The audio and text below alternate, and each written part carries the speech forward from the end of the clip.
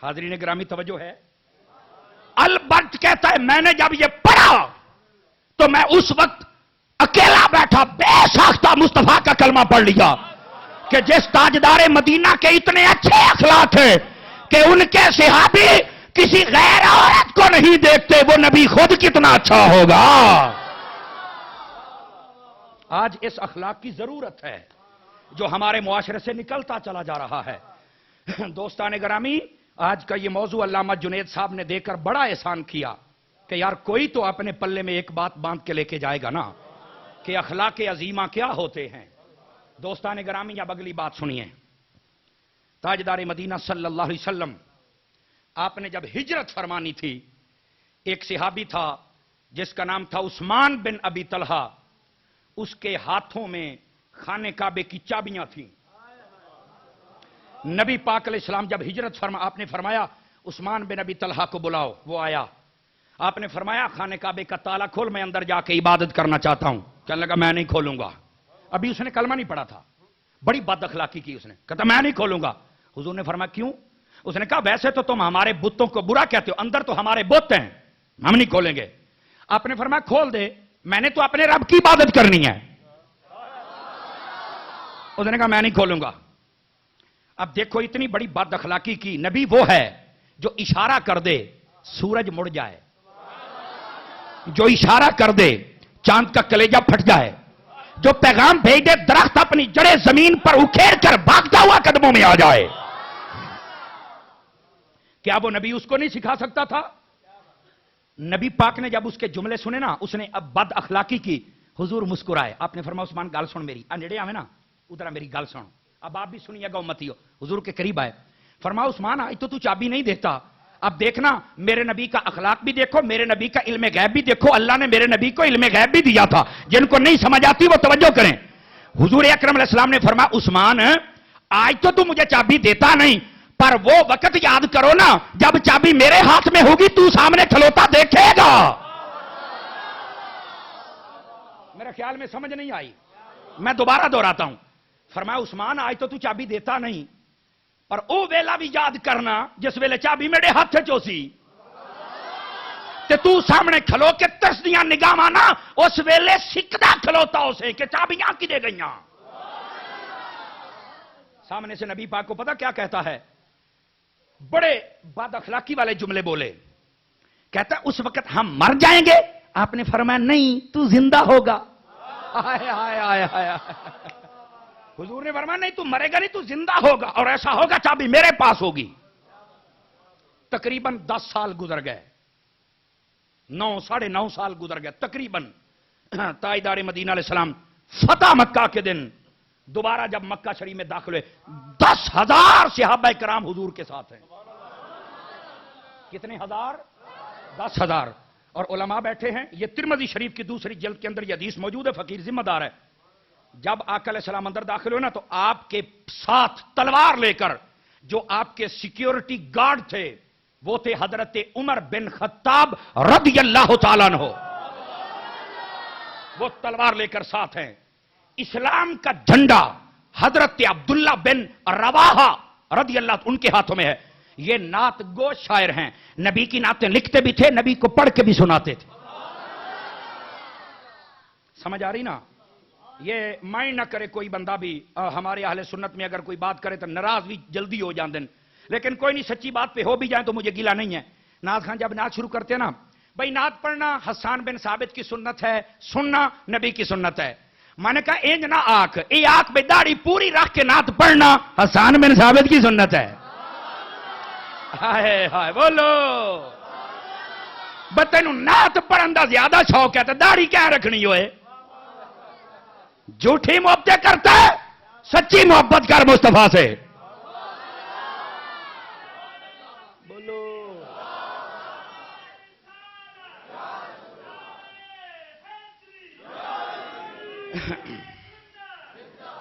پھر جب نعت شروع ہوتی ہے، یہ دل بھی تمہارا ہے، یہ جان بھی تمہاری ہے، تو میں کہ داڑھی کے دیے.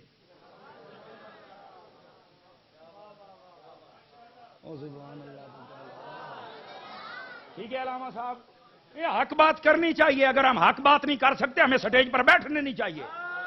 ہاں یہ سچی بات ہے. اگر مولوی میں اتنی جرت نہ ہو نا کہ سچی گال نہ کر سکے, اس کو کرسی پہ بیٹھنے نہیں چاہیے. اور آپ سچی بات کریں گے, اگر یہ 600 بندہ بیٹھا ہے تو صرف 10 بندے مخالفت کریں گے, باقی 450 بندہ تمہیں شاباش بھی دے گا. اس لیے میں تو سچی بات کرتا ہوں.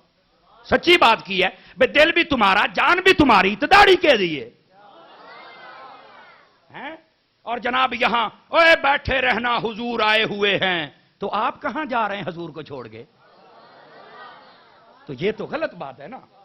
سو اس واسطے ہمیں چاہیے کہ ہم اپنی محبت کے تقاضے اور انداز بھی پورے کریں.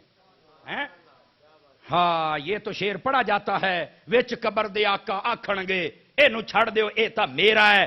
میں کہا ہو سکتا اتھے اے بھی ہووے, وچ قبر دے آقا آکھن گے اے نو پھڑ لو اے کیڑا میرا ہے. بولو سبحان اللہ. کسی مشکل میں نہ پڑ جانا. میں صرف یہ جملہ ایک بولا ہے, حضور سے محبت کرنی ہے تو سچی کر. بولو نا صحیح سبحان اللہ. سچی محبت کیجئے. عزیزان گرامی قدر, بات دور نکل جائے گی. حضرت عبداللہ بن رواحہ, اسلام کا جھنڈا آپ کے ہاتھ میں ہے. ترمذی شریف کے اندر یہ حدیث موجود ہے, دوسری جلد کے اندر. آپ جب چل رہے ہیں نا, 10,000 صحابہ کرام کافر بھاگ گئے کہ آج مسلمانوں کے نبی آ گئے, آج ہماری خیر نہیں ہے. گھر میں بیٹھے پریشان تھر تھر آ رہے ہیں, کپ کپا رہے ہیں. 10,000 صحابہ, یہ کیا بن گیا؟ اور اللہ کی قسم اگلی بات سنیں گے نا آپ حیران ہو جائیں گے. اور جناب من, یہ تو اپنی اپنی محبت ہوتی ہے. کوئی آنسو بہا کے سنتا ہے, کوئی دل کو مدینے کی گلی میں بچھا کے سنتا ہے, کوئی اپنے دل کو مدینے کی گلی بنا کے سنتا ہے. عزیزان گرامی قدر, اب سننا اگلا واقعہ کیا ہے. حضرت عبداللہ بن رواحہ نے جب تاجدار مدینہ علیہ السلام کے چہرے کو دیکھا تو نبی خوش تھے کہ اس دن تو انہوں نے مجھے نکال دیا تھا, آج اللہ نے مجھے پھر عزت عطا فرما دی ہے. عبداللہ بن رواحہ نبی پاک علیہ السلام کی نعتیں پڑھنا شروع کر دی. اگر ترمذی میں یہ حدیث نہ ہو, فقیر اپنی زبان کٹائے گا.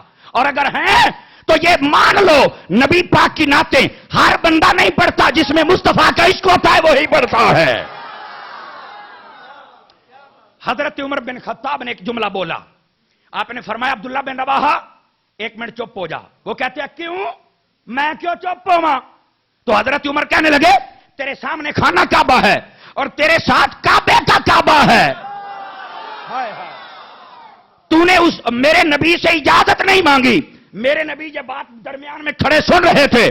میرے نبی نے حضرت عمر سے کہا عمر تو بھی سچا ہے, پر آج عبداللہ بن رواحہ کو میری نعتیں پڑھنے دے, کیونکہ اس کی نعتیں سن کے کافروں کے دل پھٹ رہے ہیں, ایمان والوں کے ٹھنڈے ٹھار ہو رہے ہیں. یہ ترمذی شریف کے اندر ہے. نبی مکرم علیہ السلام خانہ کعبہ کے اندر داخل ہو گئے. توجہ ہے جی, خانہ کعبہ کے اندر داخل ہو گئے. اور اس وقت کافر سارے بھاگ گئے اپنے گھروں کے اندر. کافروں کی بیویوں نے کہا, کافروں کی جوان بچیوں نے کہا, انہوں نے کہا اوے کافرو, ہمارے تم باپ بھی ہو, ہمارے بھائی بھی ہو, لیکن تم جیسا بے حیا ہم نے نہیں دیکھنا. تم نے اس نبی کو بڑا ستایا ہے. ذرا دلوں کو تھوڑا سا مدینے کی طرف راغب کیجئے. تم نے اس نبی کو بڑا ستایا ہے, تم نے بڑی بد اخلاقیاں کی ہے. اور اس وقت کا روایت تھا, علماء بیٹھے ہیں, اگر کوئی بندہ کسی علاقے پہ قبضہ کرتا, ساری رات وہاں کی عورتوں سے ظلم و زیادتی کی جاتی, ان کی عزتوں کا پامال کیا جاتا. وہ کافروں کی عورتیں کہتی ہے کافروں آج پتہ نہیں ہمارا کیا بننے والا ہے, مسلمان آج ہمیں نہیں چھوڑیں گے. ارے رات کا پہر شروع ہو گیا, وہ عورتیں کانپ رہی ہیں, بچے کانپ رہے ہیں, بچیاں کانپ رہی ہیں, پر کوئی مسلمان کسی کے دروازے پر نہیں آیا, کسی نے کسی کو نہیں چھیڑا ہے. لیکن وہ عورتیں پریشان ہیں. اپنے دلوں کو تھوڑا سا مدینے کی طرف راغب کرو اور نبی کے اخلاق سنو. جب تہجد کا ویلا آ گیا, وہ کافر عورتیں کہنے لگی اپنے گھر والوں سے, اوے کافروں نکل کے دیکھو تو صحیح, مسلمان ابھی تک نہیں آئے, ابھی تک کسی کو کچھ نہیں کہا, آخر وہ کیا کر رہے ہیں. جب وہ کافر باہر نکلے, چھپتے ہوئے گئے, دیکھا خانہ کعبہ کے اندر کوئی سجدے میں پڑ کے رو رہا. بولو, ارے کوئی جناب کعبہ کو پکڑ کے رو رہا ہے, کوئی نبی پہ درود و سلام پڑھ رہا ہے. اے اونچا بولو, کوئی وہاں پر بیٹھ کر رو رہا ہے، کوئی سجدے میں رو رہا ہے۔ ارے کافروں نے پوچھا اے مسلمانوں اور تم آئے کیوں نہیں، تم نے ظلم و زیادتی کیوں نہیں کی؟ فرمایا بے حیاؤ، وہ تمہارے اخلاق ہیں، یہ مصطفیٰ نے سکھائے ہیں، یہ ہمارے اخلاق ہیں۔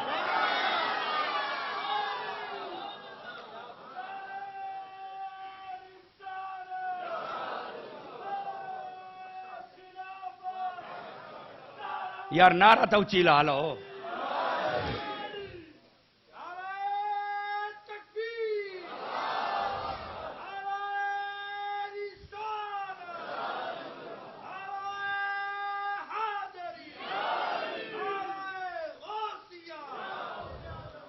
ارے دوستو انہیں پتا چلا کہ یہ حضور نے اخلاق سکھائے ہیں صلی اللہ علیہ وسلم۔ آج اس اخلاق کی ضرورت ہے جس کو ہم بھول گئے۔ دوستان گرامی، یہ میں سمجھتا ہوں کہ آج کی محفل کا موضوع آپ نے بڑا چن کے رکھا ہے، بڑا چن کے رکھا ہے۔ دوستو اس اخلاق کی ضرورت ہے۔ آج ہمارے ملک میں دیکھو کتنی جارحیت کا نظام چل رہا ہے، ایک خون کی وادی ہے جو چل رہی ہے، رکنے کا نام نہیں لیتی۔ دوستو یہ کب رکے گی؟ قوت برداشت کوئی نہیں، اخلاقیات والی چیز کوئی نہیں۔ دوستو آپ اہل سنت ہو، آپ ولیوں کے ماننے والے ہو، آپ صحابہ کے ماننے والے ہو، آپ اہل بیت کے ماننے والے ہو۔ ہمارے بزرگوں نے ہمیں لڑنا سکھایا ہی نہیں ہے۔ آپ دیکھیں نا جتنے آستانے ہیں، آپ جتنے پاکستان کے آستانے ہیں، وہ گولڑا شریف کا ہو، وہ بھور شریف کا ہو، وہ جناب بارو شریف ہو، وہ جناب تونسا شریف ہو، وہ سلطان باہو کی نگری ہو، وہ بابا فرید کا نگر ہو، وہ میرے داتا کا لاہور ہو، وہ جناب بحر علی کا در ہو، وہ خواجہ خواجگان معین الحق کے بدین عطائے رسول حضرت معین الدین اجمیری کا در ہو، وہ میرے غوث اعظم کا بغداد ہو۔ آپ جہاں چلے جائیں، ہمارے بزرگوں نے ہمیں لڑنا نہیں سکھایا ہے۔ ہمارے بزرگ کہتے ہیں لڑنے کے لیے نبی کی امت نہیں ہے، لڑنا ہے نا تو اپنے اندر کے نفس و شیطان سے لڑ۔ وہ کوٹ مٹھن کے تاجدار کہتے ہیں نا، برا بندہ میں لبن ٹریا تے برا نہ لبیا کوئی ہوں، میں اپنے اندر جاتی پائی میرے تو برا نہ کوئی ہوں۔ برا تو ہمارے اندر شیطان بیٹھا ہے، ہم اس سے تو لڑے نہیں، نبی کی امت سے لڑتے ہیں۔ اور الحمدللہ پاکستان کے اندر جتنے ادارے کام کرتے، یہ ان کی رپورٹ ہے کہ جو میلاد کرتا ہے وہ فساد نہیں کرتا ہے، اور جو فساد کرتا ہے وہ کبھی میلاد نہیں کرتا ہے۔ عزیزان گرامی قدر، اپنی اخلاقیات کو مزید درست کیجئے، نبی مکرم علیہ الصلوۃ والسلام کی سنتوں پر عمل کرنے کی کوشش کیجئے۔ ابھی ویسے گفتگو ختم نہیں ہوئی، اگر آپ چاہتے ہیں تو میں ختم کر دوں۔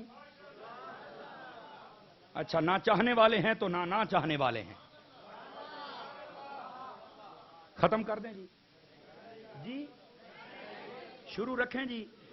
اچھا ٹھیک ہے، مہربانی۔ ہائے ہائے ہائے ہائے ہائے، انداز بیاں اگرچہ میرا شوق تو نہیں، شاید کہ تیرے دل میں اتر جائے میری بات۔ ایک ایسی بات آپ کی خدمت میں بطور سبق سنانے لگا ہوں، اگلے سال تو آپ کو نہیں بھولے گی، میں گارنٹی دیتا ہوں نہیں بھولے گی آپ کو۔ اوکے، اچھا مولانا ایسی بات ہے؟ میں نے کہا جی بالکل ایسی بات ہے، علماء چھوڑ کر یہ آپ کے لیے ہے، یہ تو چونکہ صاحبان علم ہے نا، ان کی یہ محبت ہے کہ مجھ طالب علم کو سن رہے ہیں۔ عزیزان گرامی قدر، یہ اخلاقیات کا موضوع اس لیے ہے، میرے نبی نے فرمایا بعثت لاتم مکارم الاخلاق، مجھے اللہ نے مبعوث اس لیے کیا ہے کہ میں اخلاق کے جتنے درجات ہیں ان کو پورا کر دوں۔ اور حضور اکرم علیہ السلام کے بارے میں صحابہ کرام کہتے ہیں کان رسول اللہ صلی اللہ علیہ وسلم احسن الناس خلقا، فرمایا ساری کائنات کے اندر سب سے بہترین اخلاق تیرے اور میرے نبی کے تھے۔ اور آقا علیہ السلام نے فرمایا مومنو اکمل المؤمنین ایمانا احسنہم خلقا، فرمایا تم میں سے سب سے بہترین مومن وہ ہے جس کے اخلاق اچھے ہیں۔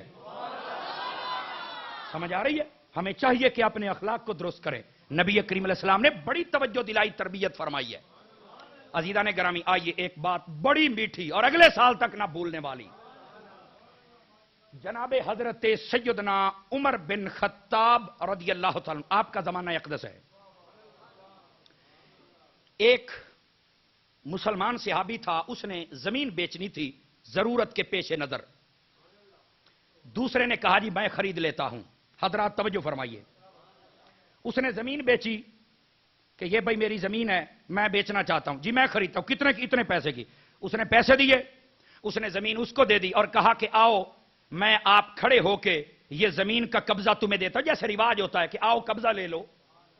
اس نے کھڑے ہو کر اسے کہا کہ یہ زمین آج آپ کی ہے, آپ اس میں جو مرضی چاہیں. جب خریدا آپ نے لی, وہ اپنے گھر کو چلا گیا. میں آپ کی توجہ چاہتا ہوں, وہ جب گھر کو گیا, جس نے زمین خریدی تھی, آج پہلا دن تھا, اس نے اس زمین کے اندر وہ کہی کدال, وہ جو بھی, اور کئی کہاڑا ہاڑ, وہ جو چلایا نا اس کے اندر, تو زمین کے اندر سے کچھ خزانہ نکلا. وہ سونا تھا, وہ چاندی تھا, وہ پیسے, کچھ بھی تھا, خزانہ نکل آیا. اب اس نے ہل چلانا بند کیے اور کہتا یار یہ خزانہ نکل آیا, ہو سکتا ہے یہ میرے بھائی کا ہو. ہائے ہائے ہائے, نہیں سب, میں نے کہا اگلے سال تک نہیں بھولو گے, توجہ کرنا. اس نے کہا یہ اس کا ہو. وہ اس نے خزانہ اٹھایا, اس کے گھر چلا گیا, باہر نکلا, ہاں جی یہ آپ کا خزانہ ہے. اس نے کہا یہ کہاں سے آیا اتنا سونا ہے؟ اس نے کہا وہ جو زمین میں نے تم سے خریدی اس میں سے نکلا ہے. وہ سامنے سے پتا کیا کہتا ہے؟ اس نے کہا جناب زمین میں نے بیچ دی ہے, اگر نکلا ہے تو یہ میرا نہیں, یہ تیرا ہے. اور بولو نا یار سبحان اللہ. میں نے کہا اگلے سال تک نہیں بولے گی آپ کو بات. اس نے کہا یار میں نے زمین بیچ دی, یہ خزانہ میرا کہے گا, تیرا ہے.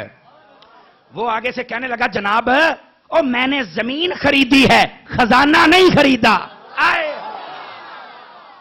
وہ کہتا نہیں یار نہیں, میں نے بیچ دی ہے, بیچ میں سے فصل آئے وہ بھی تیری, خزانہ آئے وہ بھی تیرا, یہ میرا نہیں ہے. آج عدالتوں میں جاتے ہیں یہ میرا ہے, یہ میرا ہے, اور تب کہتے تھے یہ تیرا ہے, یہ تیرا ہے. ہائے ہائے ہائے. ایک مرتبہ مجھے کوئی کہنے لگا جی آج بڑا ترقی کا دور ہے, تب تو ترقی کا نہیں تھا. میں نے کہا جا عقل دے, ترقی ہویا, تجھے کیا پتا کہ یہ ترقی کا دور ہے, اور آج تو ایک مسلمان کی قدر ہی کوئی نہیں. تب دیکھو ترقی, تب ترقی کا عالم یہ تھا, خزانہ نکلا, وہ کہتا تیرا ہے, وہ کہتا تیرا ہے. ترقی اس کو کہتے. اب دیکھنا ہوا کیا, علماء بیٹھے ہیں, ان کے لیے سبق, آپ کے لیے گزارشات. حضرت جناب فاروق اعظم رضی اللہ تعالیٰ عنہ, آپ کا زمانہ خلافت تھا. ان دونوں نے کہا, وہ کہتا یہ خزانہ تیرا ہے, وہ کہتا نہیں تیرا ہے, کوئی بھی نہیں لے رہا.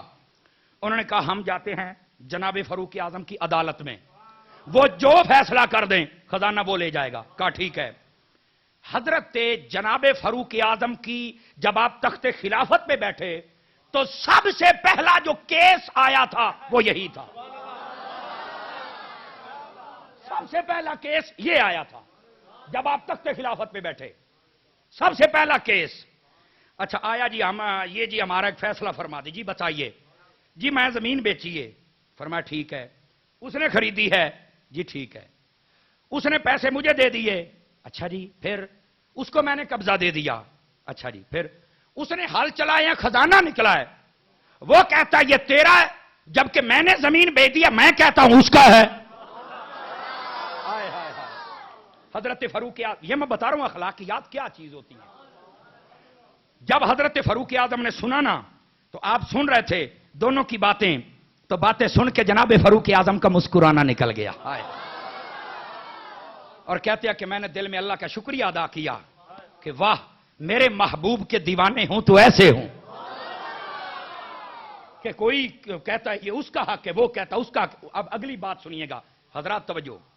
حضرت عمر کو جب یہ ساری بات سنا دی گئی, کہا جی آپ فیصلہ کریں. آپ نے فرمایا فیصلہ تو تم دونوں نے کر دیا ہے, میں کیا فیصلہ کروں. انہوں نے کہا نہیں جی فیصلہ آپ کریں گے. حضرت عمر پاک نے فرمایا اچھا فیصلہ میں کروں. اب سنیے گا ذرا فیصلہ کیا ہونے لگا ہے. دلوں کی تختیوں کو کھول کے بیٹھیے, لکھو اس کے اوپر. حضرت عمر پاک نے فرمایا اچھا یار یہ خزانے والا مسئلہ ایک سائڈ پہ رکھو, مجھے یہ بتاؤ تیرے بیٹے ہیں, اولاد ہے؟ اس نے کہا جی بالکل ہے میری اولاد. اچھا کتنے بچے ہیں؟ اس نے تخمیناً اندازتاً جو بھی اس نے بتایا ہوگا تاریخ کی کتابوں, اس نے کہا جی میرے بچے ہیں جناب. اچھا آپ نے دوسرے تیرے بھی ہیں؟ ہاں جی. آپ نے فرمایا تیرا بڑا بچہ یا بچی ہے؟ اس نے کہا جی میرا بڑا بچہ ہے. اچھا. آپ نے فرمایا تو بتا. اس نے کہا میری بیٹی ہے. آپ نے فرمایا اگر فیصلہ کروں تو مانو گے؟ اس نے کہا جی بالکل مانیں گے. آپ نے فرمایا تم دونوں ایسے کرو, اپنی بیٹی کا رشتہ اس کے بیٹے سے کر دے, اور یہ جتنا خزانہ ہے اس کا جہیز بنا کے بیٹی کو دے دے, وہ تیرے گھر میں بھی چلا جائے گا, وہ اس کے گھر میں بھی چلا جائے گا. ہائے ہائے ہائے, بولو نا یار, اوچی بولو.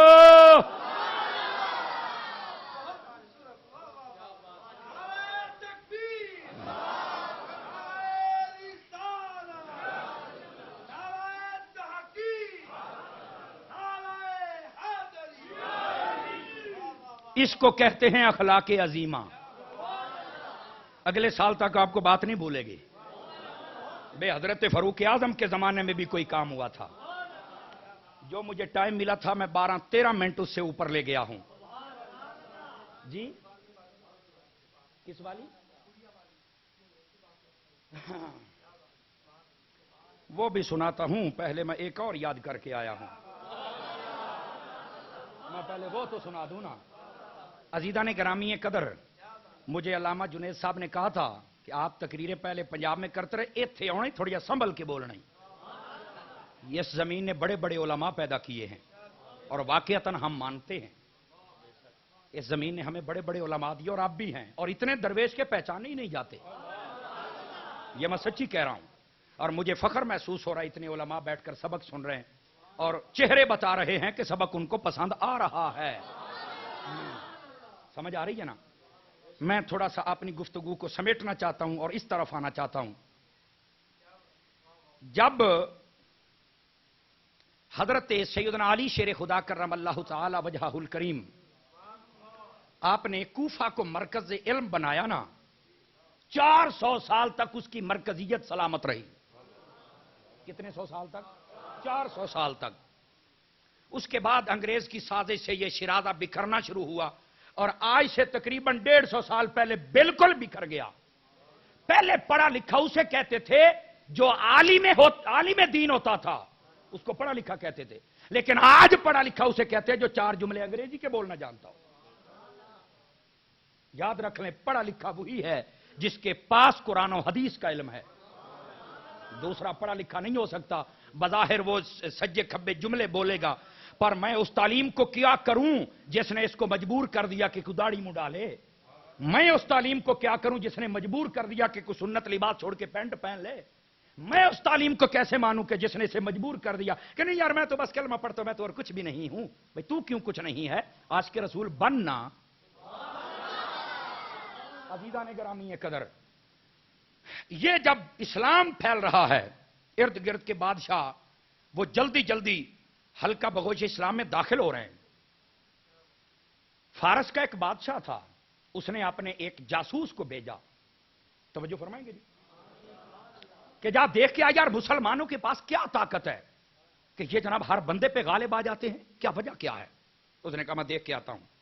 اس نے کہا کوفہ کے اندر جانا ہے, اور وہاں سے جب آئے گا نا وہاں کی کوئی چیز لے کے آنی ہے تاکہ مجھے پتا چلے تو گیا تھا, نشانی دے طور پہ. اس نے کہا جی ٹھیک ہے. وہ بندہ جب کوفہ میں آیا تو وہاں پر اس نے پہنچنے کے بعد اس نے دیکھا کہ مجھے بھوک لگی ہے. اس وقت چونکہ علم کا مرکز تھا, دور دور سے دنیا آتی, وہاں پر روٹی کے ٹھیلے لگے تھے, آج کل کی زبان میں ہوٹل کہتے ہیں. روٹی کے ٹھیلے لگے تھے, وہ ایک ٹھیلے پر بیٹھا کہ میں روٹی کھاؤں.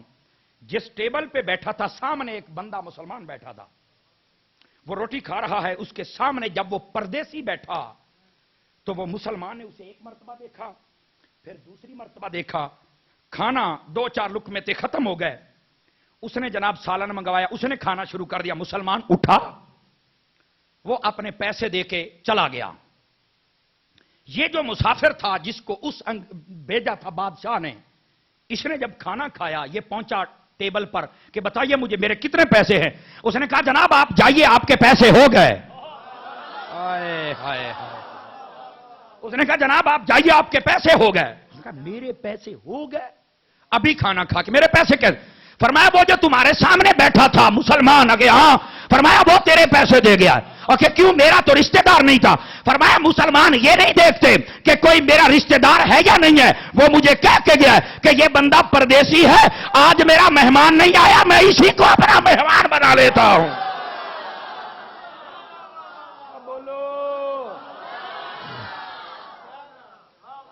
اس نے کہا میں اسی کو اپنا مہمان بنا لیتا ہوں. وہ کہتا ہے میں یہ بات سن کے بڑا امپریس ہوا کہ یار مجھے جانتا تک نہیں اور مجھے کھانا کھلا دیا، روٹی. اچھا وہ بندہ کہتا ہے ہوٹل والے سے اس نے پوچھا یار اس نے تجھے پیسے تو دے دیے، چلو مجھے ہی بتا دیتا.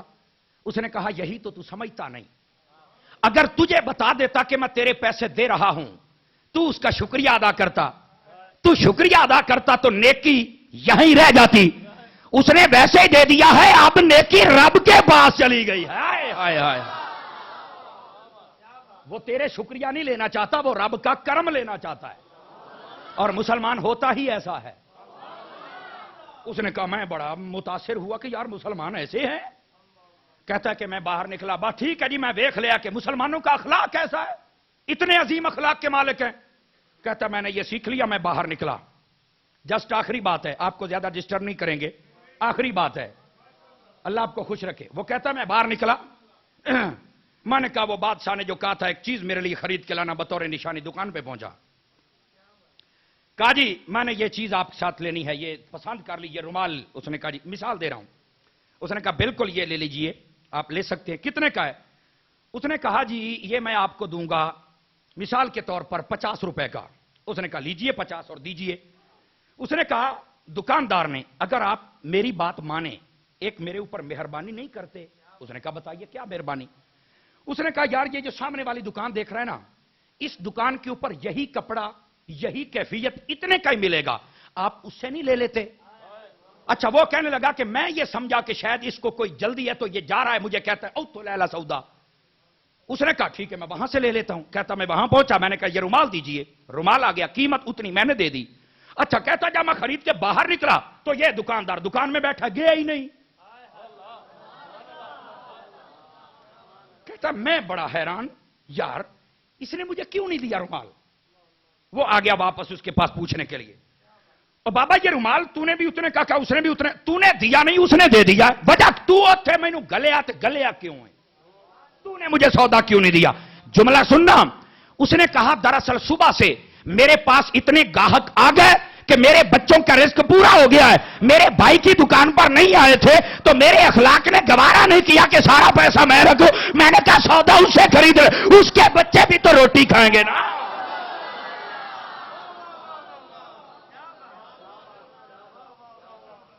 بولیں گے سبحان اللہ. عزیزان گرامی،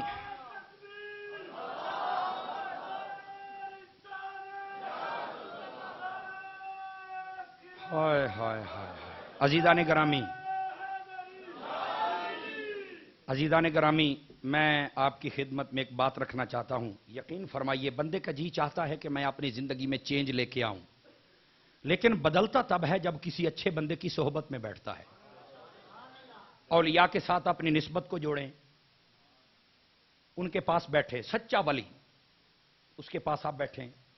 اور میں تو جس کا کھاؤں اس کے گیت کیوں نہ گاؤں، میں نے سب کچھ حاصل کیا ہے اپنے پیر و مرشد سے.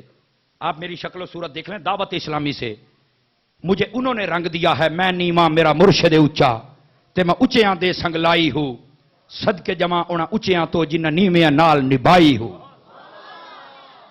سمجھ آ رہی ہے؟ میں بھی آپ کو عرض کروں گا آپ دعوت اسلامی کے میٹھے ماحول سے وابستہ ہو جائیں، اولیاء کرام سے اپنی نسبت کو جوڑیں، انشاءاللہ آپ بھی دیکھیں گے ہمارے اندر تبدیلی آئے گی. دوستان گرامی، آج کی گفتگو میں اگر میری زبان سے کوئی غلط کلمہ نکلا، میں اپنے رب سے معافی کا طلبگار ہوں. اگر ٹھیک تھے میرا رب قبول فرمائے. فقیرانہ آئے تھے صدا کر چلے ہیں، میاں آپ خوش رہیے ہم دعا کر چلے ہیں. وآخر دعوانا ان الحمدللہ رب العالمین.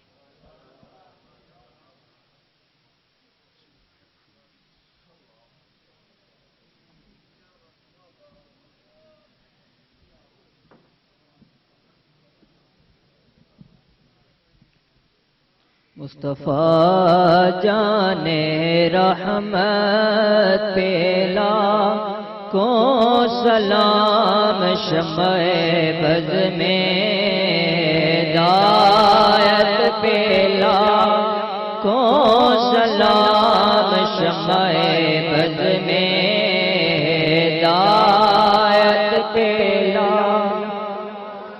وقت گزرا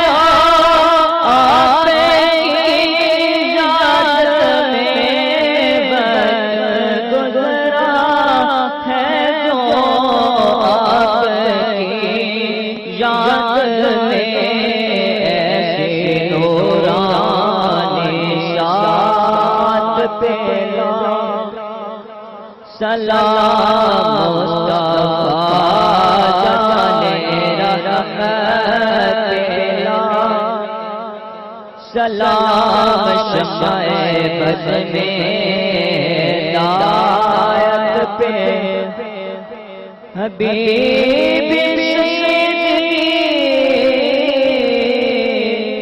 یا رسول اللہ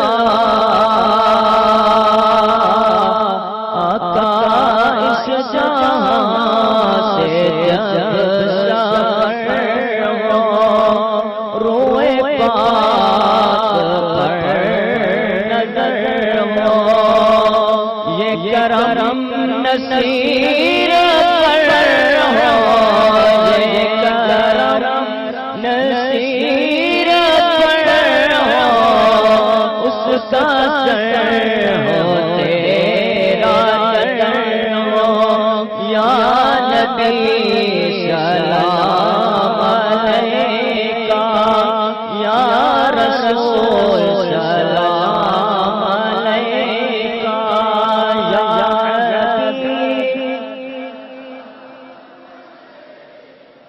صلوات اللہ علیکہ صلوات اللہ یا الہی صدقہ زلف رسول یہ سلام آج جانا ہو